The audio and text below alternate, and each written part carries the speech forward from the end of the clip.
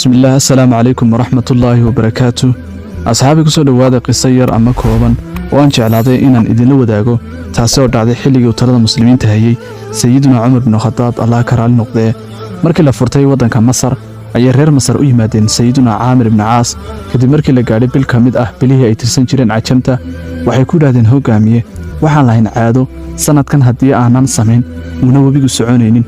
وحكو أو محايهيد عاداسي وحيكو جوابين marka 12 ama 11 cisho ka tagto bishan ayaan gabar qurux badan oo daayar reerna aan marin ka soo kaxayn jiray waalidkeeda iyagoo aan waalidka siin jiray waxay ku raali noqdaan markaasaan u xiri jiray wax la xidho waxa ugu qiimaha badan kadib baan wabiga ku tuuri jiray wuxuu yiri sayyidina Aamir ibn Aas radiyallahu anhu tan waa mid aan ku habboonayn diinta islaamka waayo diinta islaamka waxa loo soo saaray ama loo soo dejiyay inuu tirtiro waxyaalaha foosha xun iyo caadooyinka xun marka bay iska laabteen wabigana sidii ay u sugayeen ma iman wax yar iyo wax badanba markii xaaladii ku daraatay ayuu Aamir ibn Aas radiyallahu anhu warqad u qoray amiirkii muuminiinta ee Umar ibn Khattab radiyallahu anhu isagoo ugu waramay arinkaasi markaas Umar ibn Khattab radiyallahu anhu warqad u soo qoray ama u soo diray dhankii Aamir ibn Aas isagoo ku oranaya wad asiibtay sidaas sameysay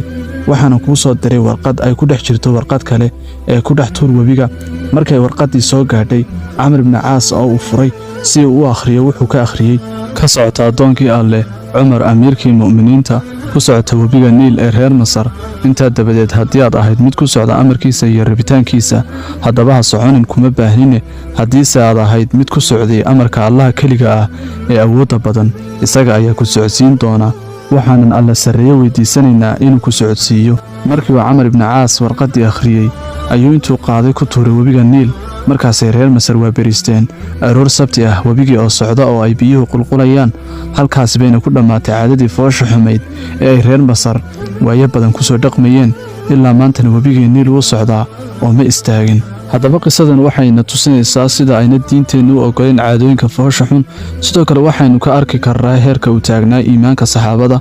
qisadan iyo qisooyin kale oo waliba ka bilaabay nabiga Muhammad sallallahu alayhi wasallam qisooyinkiisii iyo noloshiisii saxaabadii rasuulka sallallahu alayhi wasallam jiilkii ku xigay saxaabada ee taabiciinta sidoo kale jiilkii taabiciinta ku xigay iyo afartii imaam xilligoodii sidoo kale dad kale oo isugu jira culimo iyo hogaamiyaal ayaa waxaad ka akhrisan kartaa buuga shaashada kaaga muuqda kaasi oo lagu magacaabo Heroes of Islam ama Abdalul Islam oo iska leeyahay Sheikh Mufti Saiful Islam runtii waxaad ku heli kartaa isaga oo PDF ah waxaad ka soo dejisan kartaa maktabada Nuur kaasoo linkigiisa aan idin soo dhigay description-ka